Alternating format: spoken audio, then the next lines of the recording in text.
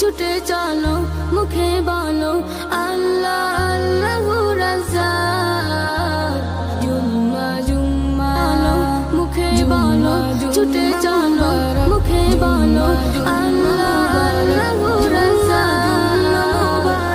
জুম্মা জুম্মা মুবারক আযান মুবারক জুম্মা জুম্মা মুবারক জুম্মা জুম্মা মুবারক জুম্মা জুম্মা মুবারক। আযান হলে মুখে বলো ছুটে চলো মুখে বলো আল্লাহ আল্লাহু রাজ্জাক।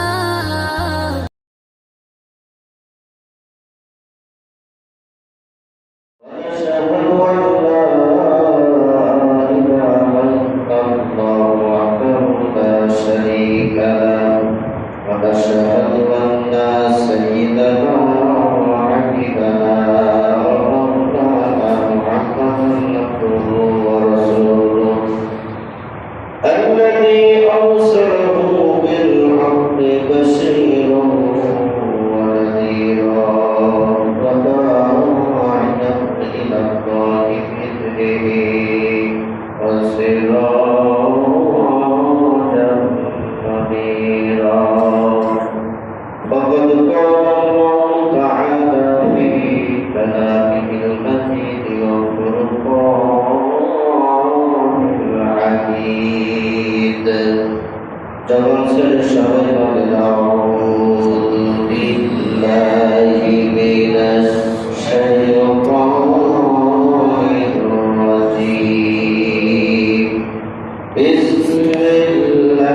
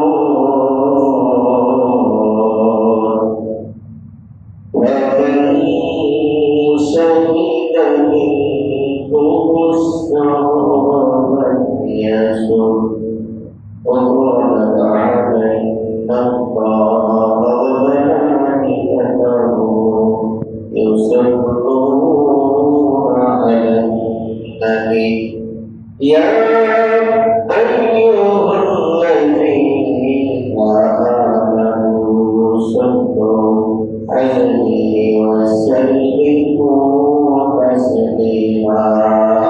اللهم صل على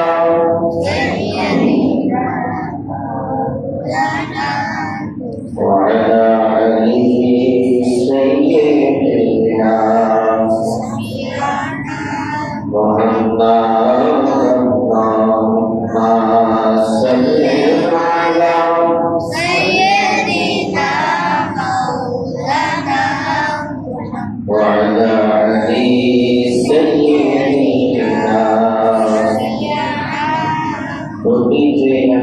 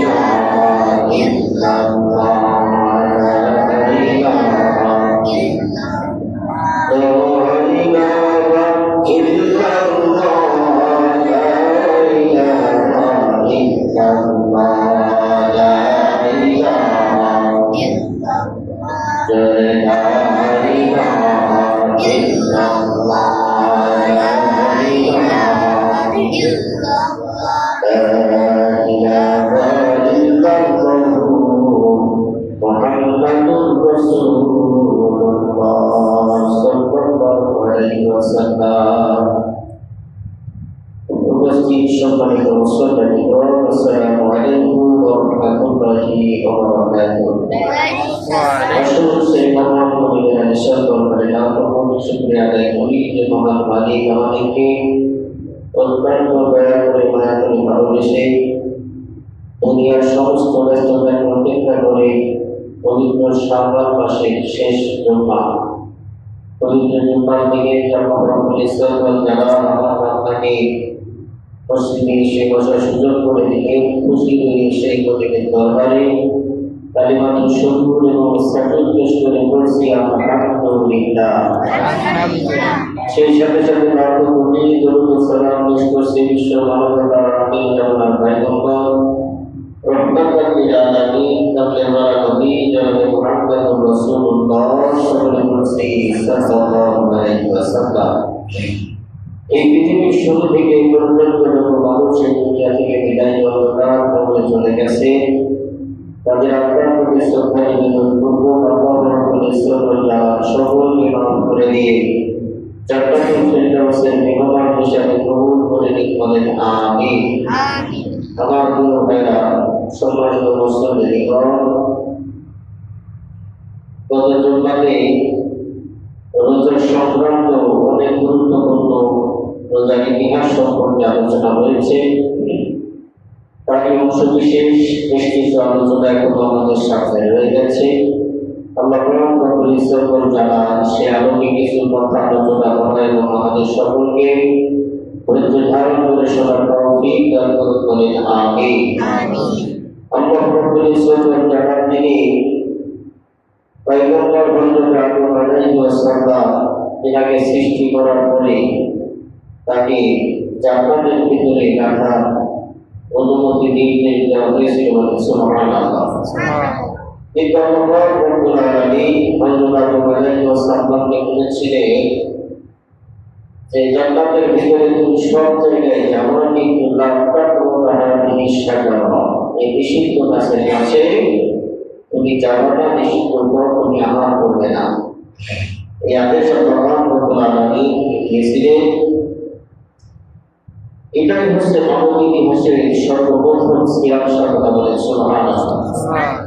আল্লাহ রব্বুল আলামিন যখন আমাদের উপরে রোজাকে ফরজ করেছেন এবং সকাল থেকে সন্ধ্যা পর্যন্ত কোনো কিছু আহার করা, পান করা এগুলা নিষেধ করে দিয়েছেন।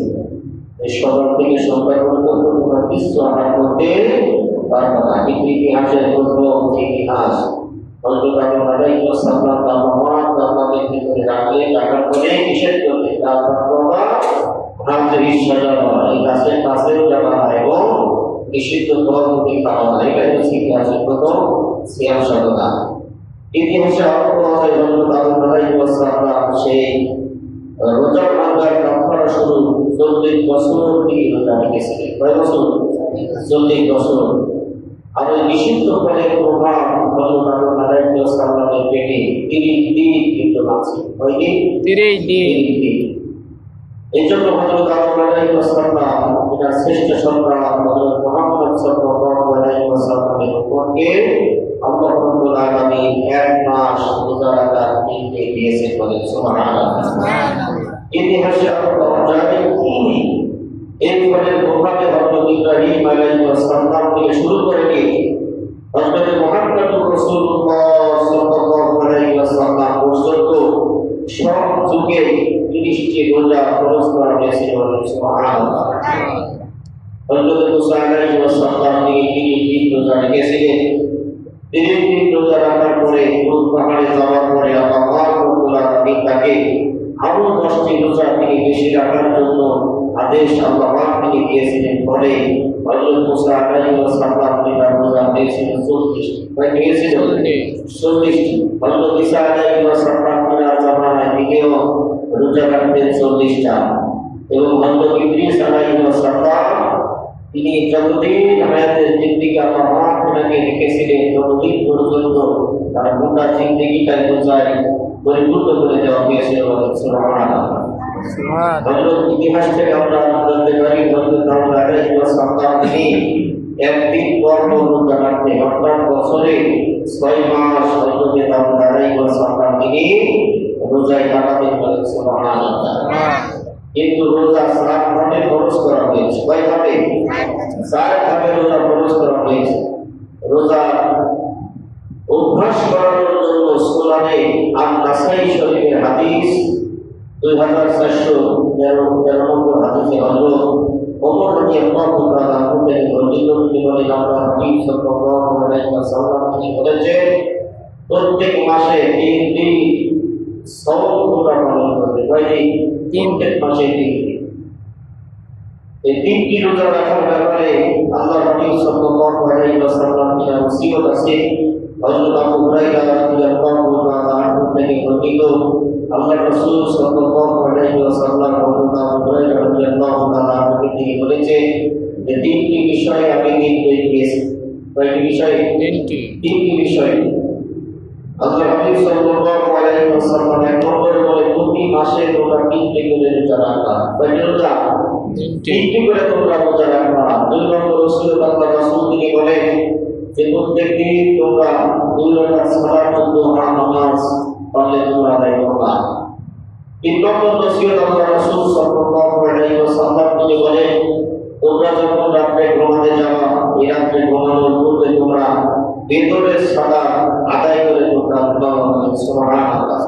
এই যে 2 সালাত আমাদের পরে প্রত্যেকটি মুমিন মুসলমান ঈশা ফরজ 2 রাকাত সুন্নাত 2 রাকাত নফল আদায় করার পরেও বেতনের নামাজ 3 রাকাত আদায় করে থাকে। আল্লাহ রাব্বুল আলামিন এই বিষয়টি আমাকে হাদিস থেকে আমরা শুনতে পারলাম। বাস্তব জীবনে আমাদের সকলকে আমল করার তৌফিক দান করুন বলেন আমিন। আমিন। আমার প্রিয় ভাইরা ইতিহাসে আরো আল্লাহ রাসূল সাল্লাল্লাহু আলাইহি ওয়াসাল্লাম বলেন 3টি রোজা রাখার ফজিলত সম্পর্কে আব্দুল্লাহ ইবনে ওমর রাদিয়াল্লাহু তাআলা আনহু থেকে বর্ণিত প্রতি মাসে 3টি রোজা রাখা আল্লাহ রাসূল বলেন সারা বছর ধরে রোজা রাখার সওয়াব তাদের আমলনামায় দেওয়া হবে। সুবহানাল্লাহ। এইজন্য প্রত্যেকটা মাসে যদি কোনো আল্লাহ রাব্বুল আলামিনের প্রিয় বান্দা দেয়া 3টি করে নফল সিয়াম যদি তারা আমল করে সিয়াম সাধনা করে প্রত্যেক মাসে নিয়ত করে যাতে 3টা করে রোজা রাখার চেষ্টা করব তাহলে সারা বছর ধরে রোজা রাখলে যে সওয়াব হবে সেই পরিমাণ সওয়াব আল্লাহ রাব্বুল আলামিন সমস্ত প্রত্যেক মাসে 3টি করে সিয়াম পালনকারী বান্দাদের আমলনামায় সওয়াব লেখা হয় সেই পরিমাণে। সুবহানাল্লাহ। আল্লাহ রাব্বুল আলামিন 2 নম্বর 7 নম্বর পৃষ্ঠায় সূরাতুল বাকারা 185 নম্বর আয়াতে কারিমার ভিতরে আল্লাহ রাব্বুল আলামিন তিনি বলেন শাহরু রমাদানাল্লাযী উনজিলা ফীহিল কুরআন হুদাল লিন-নাসি ওয়া বায়্যিনাতিন মিনাল হুদা ওয়াল ফুরকান।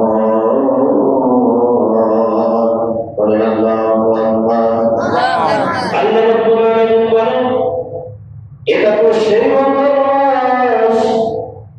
রমজান মুবারক মাসে আমি আল্লাহ রাব্বুল আলামিন প্রত্যেকটি মুমিন মুসলমানের হেদায়েতের গ্রন্থ পবিত্র আল কোরআনে কারীম আমি আল্লাহ পাকের রমজান মাসে নাযিল করেছি। সুবহানাল্লাহ।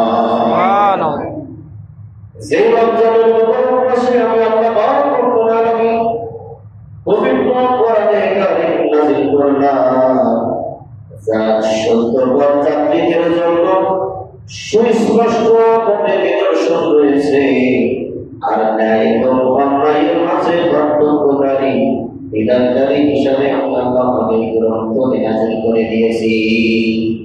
কাজে তোমাদের মধ্যে যে লোক এই মাসটি পেয়ে যাবে সে যেন এই মাসে আমি আল্লাহ রাব্বুল আলামিন সন্তুষ্টি চিত্তে সিয়াম সাধনা করে বলেন সুবহানাল্লাহ। সুবহানাল্লাহ। সে আল্লাহ রাব্বুল আলামিন পৃষ্ঠায় সূরাতুল বাকারা 183 নম্বর আয়াতে কারিমা থেকে আমরা রব্বুল আলামিন বলে দিয়া আইয়ুহাল্লাযীনা আমানু কুতিবা আলাইকুমুস সিয়ামু কামা কুতিবা আলাল্লাযীনা মিন qablikum লা'allaকুম তাত্তাকুন। আল্লাহু আকবার। আল্লাহ রাব্বুল আলামিন বলেন, হে বান্দারা, তোমাদের উপর আমি আল্লাহ রাব্বুল আলামিন রমজানের রোজাকে ফরজ করে দিয়েছি, যেভাবে তোমাদের পূর্ববর্তী ব্যক্তির উপর এই রোজাকে ফরজ করে দেওয়া হয়েছিল। সুবহানাল্লাহ।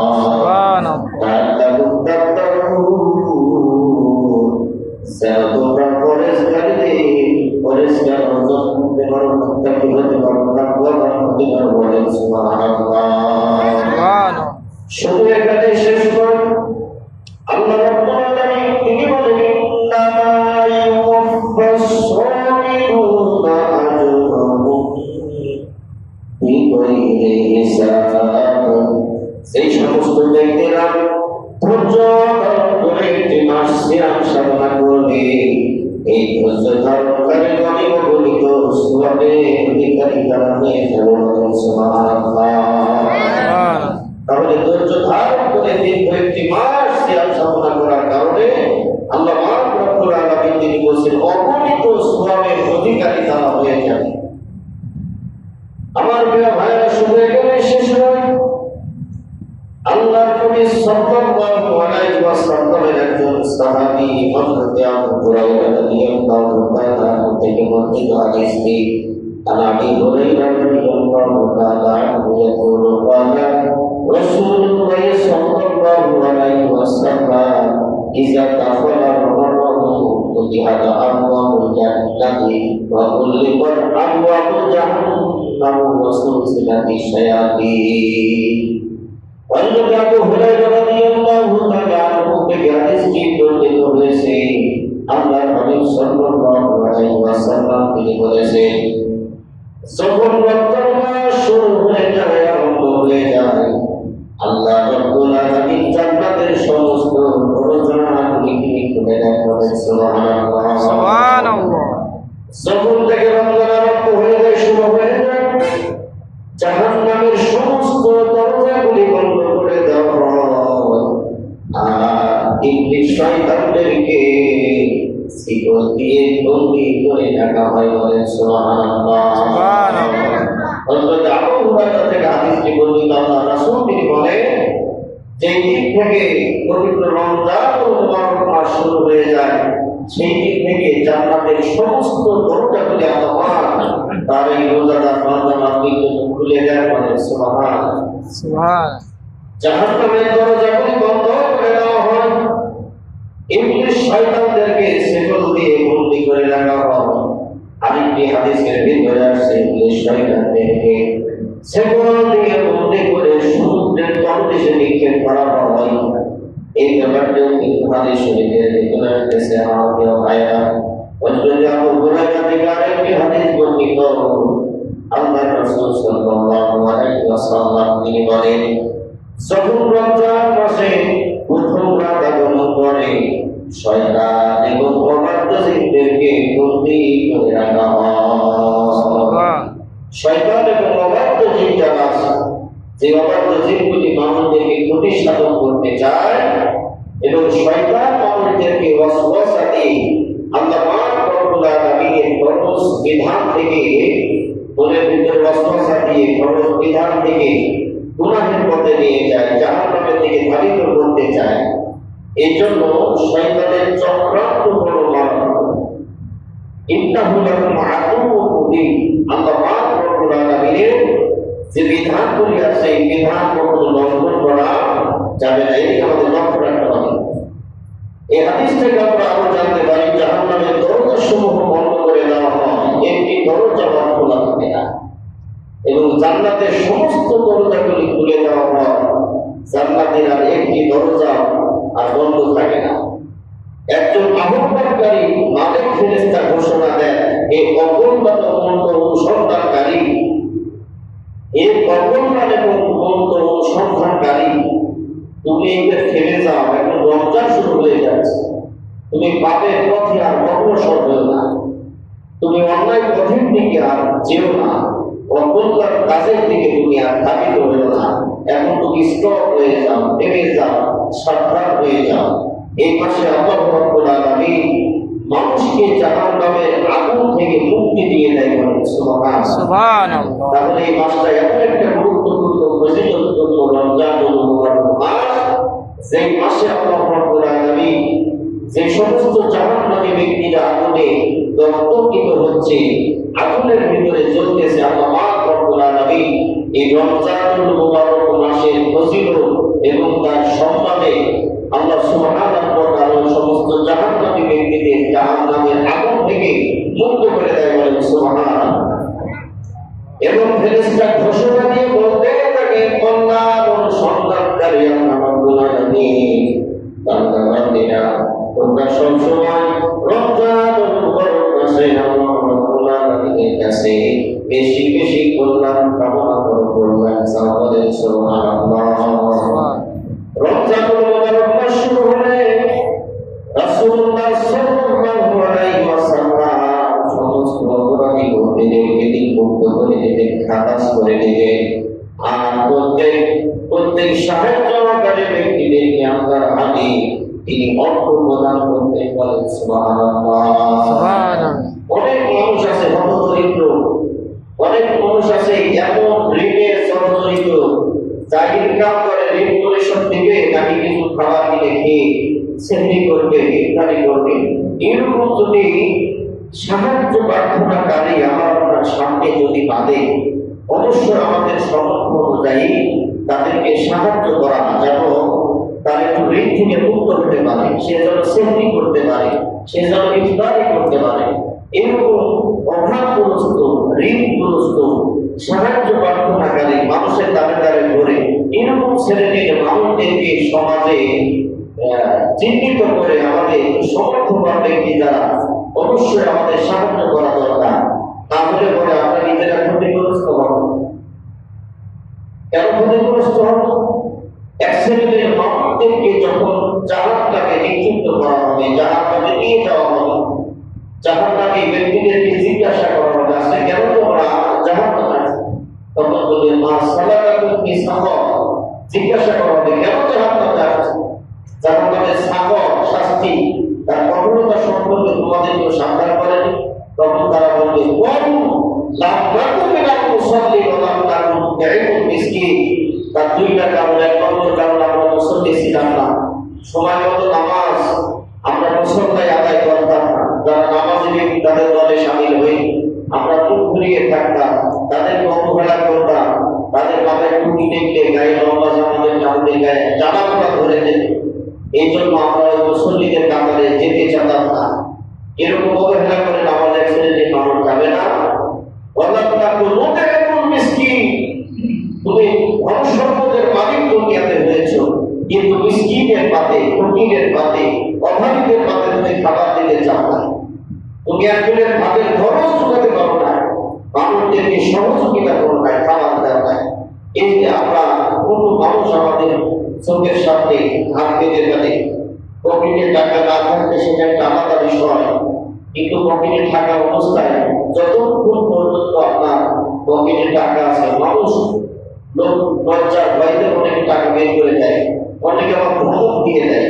এই ধমক সম্পর্কে আল্লাহ তাআলা নিষেধ করেছেন, আল্লাহ রাসূল তিনি নিষেধ করেছেন। কখনো অভাবী মানুষ, মিসকিন যারা, ফকির যারা, তাদেরকে তোমরা লাঞ্ছিত করো না, ধমক দিও না।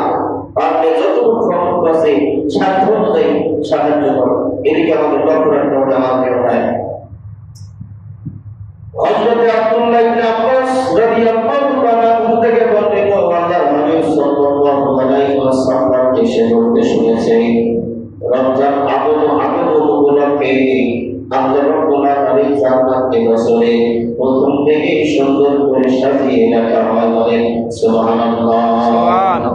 এই রমজান মাস আগমন উপলক্ষে জান্নাতকে সুসজ্জিত করে রাখা হয়, সুন্দর করে সাজানো হয়।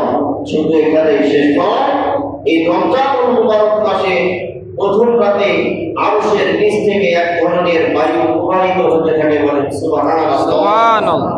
তাকে হাদিসের ভাষায় মুসিরা বলা হয়। হাদিসের ভাষায় মুসিরা বলা হয় বলে জান্নাতের গাছের পাতা এবং জান্নাতের দরজার পাল্লাগুলি নড়বড় করতে থাকে আর এমন আওয়াজ হতে থাকে, এর যে সুন্দর আওয়াজ পৃথিবীর মানুষ আর কখনো শুনে নাই। পৃথিবীতে আমরা কত গানের বাজনা শুনেছি, পৃথিবীতে আমরা কত গান শুনেছি, বাজনা বাদে কত মানুষের খালি কণ্ঠে গান শুনেছি, বাজনা বাদে আমরা কত মানুষের কণ্ঠে ইসলামিক গজল শুনেছি, নাতে রাসূল শুনেছি, কত কোরআন তেলাওয়াত শুনেছি, কত আওয়াজ আমরা কানে শুনে থাকি।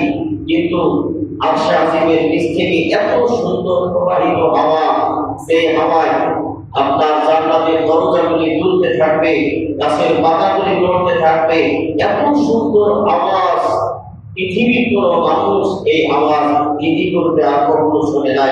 সুবহানাল্লাহ।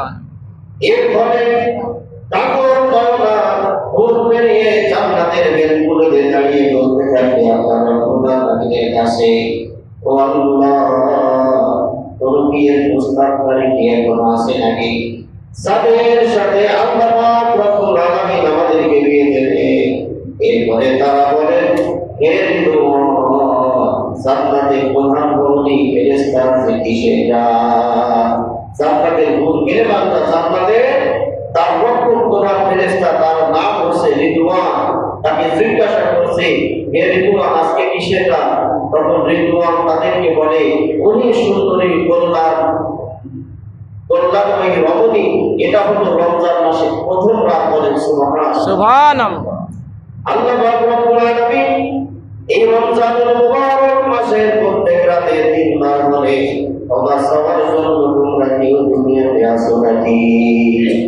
তোমরা আমি আল্লাহ রাব্বুল আলামিনের কাছে ক্ষমা চাও, আমি আল্লাহ রাব্বুল আলামিন তোমাদেরকে ক্ষমা করে দেব। দুনিয়ার ভিতরে আল্লাহ রাব্বুল আলামিন রমজানুল মুবারক মাসে প্রত্যেকটা রাতে তারা পৃথিবীর মানুষদের দিকে দাঁড়িয়ে আহ্বান করতে থাকে, ও পৃথিবীর আমাদেরা, তোমরা কেউ আসো নাকি? আমি আল্লাহ রাব্বুল আলামিন তোমাদের তওবাগুলি কবুল করে নেব। বলেন সুবহানাল্লাহ। হযরত আবু হুরায়রা রাদিয়াল্লাহু তাআলা থেকে বর্ণিত, আল্লাহর হাবিব সাল্লাল্লাহু আলাইহি ওয়াসাল্লাম তিনি বলেন, যে ব্যক্তি ঈমানের সাথে সওয়াবের আশায় রমজানুল মুবারক মাসে সিয়াম পালন করবে, আল্লাহ রাব্বুল আলামিন তার অতীতের সমস্ত গুনাহগুলি মাফ করে দেবেন। সুবহানাল্লাহ।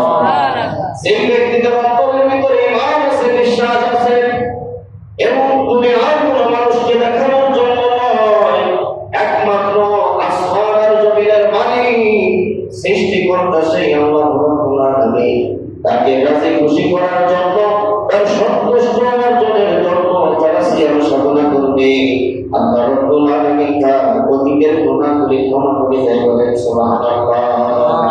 যদিও ছোট্ট রমজানুল মুবারকের দিনের কোন হাদিস আমার সামনে এসেছে আমার প্রিয় ভাইরা, হযরত আবু সাঈদ খুদরী রাদিয়াল্লাহু তাআলা থেকে বর্ণিত, আল্লাহর রাসূল সাল্লাল্লাহু আলাইহি ওয়াসাল্লাম তিনি বলেন, যে ব্যক্তি আল্লাহর পথে মহান আল্লাহ রাব্বুল আলামিনের সন্তুষ্টি অর্জনের জন্য একদিন রোজা রাখবে, আল্লাহ সুবহানাহু ওয়া তাআলা ওই একদিন রোজার বিনিময়ে তার চেহারাকে জাহান্নাম হতে 70 বছর পরিমাণ পথ দূরত্ব থাকে।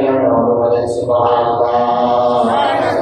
যদি আল্লাহ সন্তুষ্ট চিত্তে কোনো মানুষ পবিত্র রমজানুল মুবারক মাসে খালেস নিয়তে দুনিয়ার কোনো মানুষকে নাই আল্লাহকে রাজি খুশি করার জন্য একদিন যদি রোজায় থাকে, আল্লাহ হাবিব সাল্লাল্লাহু আলাইহি ওয়াসাল্লাম তিনি বলেন, জাহান্নামের আগুন থেকে তার চেহারা 70,000 দূরত্ব, এরকম দূরত্বে তার চেহারা দেখা হবে। সুবহানাল্লাহ।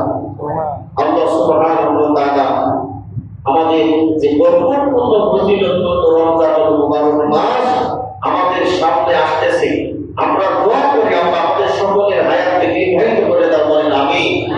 আমাদের অর্থ সম্পদের ভিতরে আল্লাহ তুমি বারাকা দান করো। বলেন আমিন। সমস্ত ফিতনা, ফাসাদ, অশ্লীলতা, বেহায়াপনা, দুর্নীতি কাছ থেকে আল্লাহ আমাদের সকলকে হেফাজত করে বলেন আমিন। আমাদের যাদের উপরে যাকাত খরচ হয়েছে, আমাদের যার যতটুকু সম্পদ আছে গণনা করে আমরা যাকাতটা যেন সঠিক খাতে বন্টন করতে পারি, আল্লাহ তৌফিক দান করুন বলেন আমিন। এবং আমাদের পরিবারের যতগুলি সদস্য সকলে সেহরি ইফতারি করার পরে উদ্বৃত্ত অর্থ সদস্য যদি দান করার ক্ষমতা আমার আপনার থাকে, আমাদের প্রতিবেশী অসহায় দরিদ্র এতিম মিসকিন বিধবা মুরব্বি যারা আছে আমরা যেন তাদের সেহরি ইফতারির ব্যবস্থা আমরা করে দিতে পারি, আল্লাহ তৌফিক দান করুন বলেন আমিন। সমাজের 100টা মানুষ যদি 100টা পরিবারের দায়িত্ব নেয়, তাহলে ওই সমাজে কি আর কোনো অভাব থাকে? আপনারা কোনো মানুষ আর পাওয়া যাবে?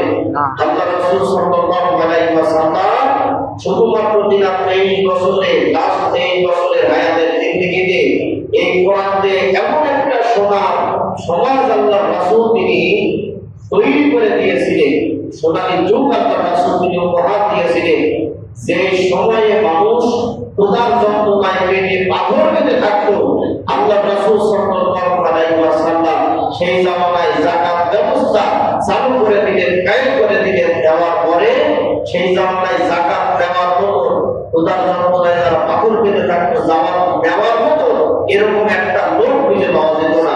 আর যাকাত দেওয়ার জন্য একটু সমর্থবান ব্যক্তি মাথায় অর্থ নিয়ে বাস্তা নিয়ে গাড়তে নিয়ে পাড়ায় পাড়ায় ঘুরে বেড়াতো, যে যাকাত দেওয়ার মতো কেউ আসে নাকি।